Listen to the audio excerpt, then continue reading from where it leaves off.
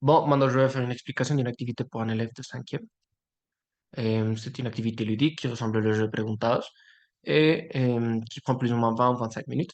On a besoin d'un tableau circulaire avec des divisions de catégories que je vais expliquer plus tard. Aussi, des cartes de questions et d'activités pour chaque catégorie, un modèle d'organisation féodale et un des standards à 6 faces. L'idée, c'est que chaque carte a plusieurs activités, par exemple dessiner ou la mise en place des personnages dans une pyramide, répondre à des questions à choix multiples ou de vrai ou faux, donner des définitions, représenter un personnage, décrire un personnage ou un événement historique, entre autres.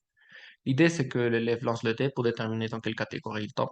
Selon le résultat, l'élève doit sélectionner une carte de la catégorie correspondante et doit réaliser l'activité proposée.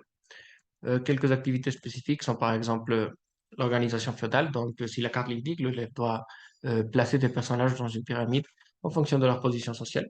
Aussi, on a la catégorie personnage. Donc, il doit, par exemple, dessiner, représenter ou décrire un personnage historique avec son contexte et les caractéristiques du personnage. On a aussi une catégorie de définition au concept. Donc, l'élève doit fournir une définition ou une explication orale d'un terme clé.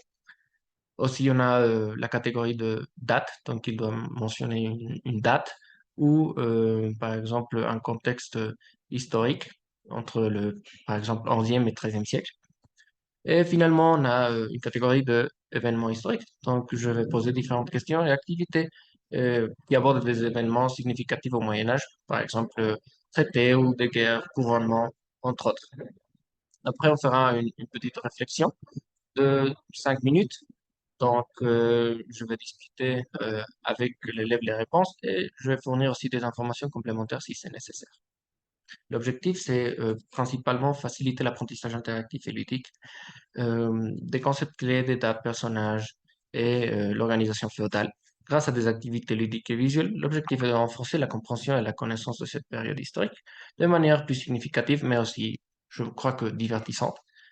En plus, je crois que cette activité a l'objectif de favoriser la participation active de l'élève en encourageant la rétention d'informations et la réflexion sur la société féodale. Les activités permettent aux étudiants d'appliquer des concepts et des termes dans des contextes réels, stimulant la pensée critique et la compréhension approfondie des sujets historiques.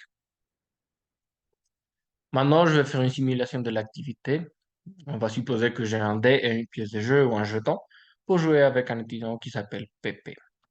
Alors, pour Pépé, maintenant, on va jouer à un jeu que tu connais déjà, Trivia médiévale. Tu sais, l'objectif est d'apprendre sur la société médiévale sur la société féodale au Moyen Âge, de manière un peu plus amusante et participative, d'accord?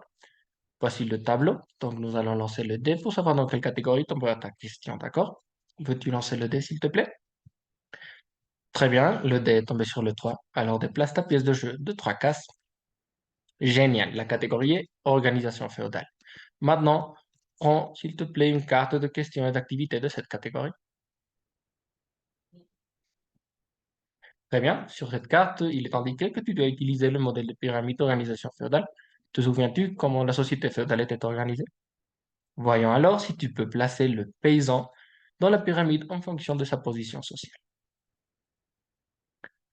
Très bien, tu as placé le paysan à la base de la pyramide, reflétant sa position dans la société féodale.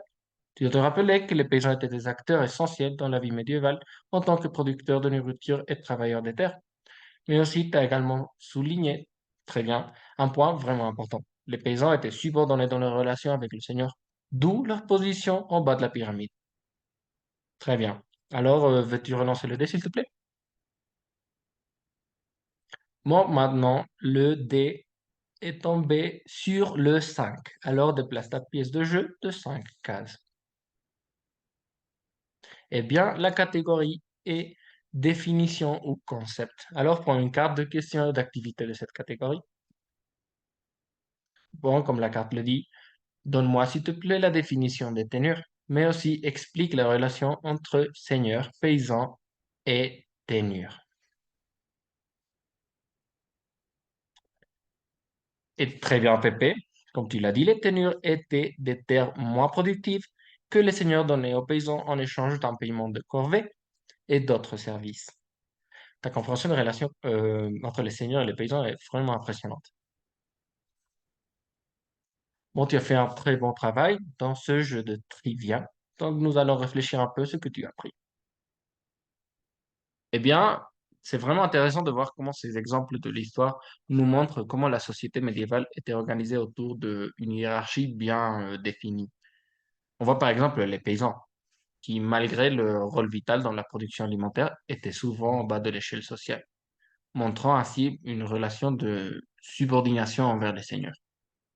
De même, les tenures, ces terres moins productifs, attribuées aux paysans reflètent le contrôle que les seigneurs exerçaient sur les paysans.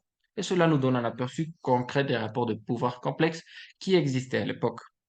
Mais Pépé, je dois te dire, je suis vraiment, vraiment très content de ton implication dans le jeu et de tout ce que tu as appris sur la société féodale au Moyen Âge. J'espère que tu as apprécié cette aventure médiévale d'apprentissage. Bon, ciao!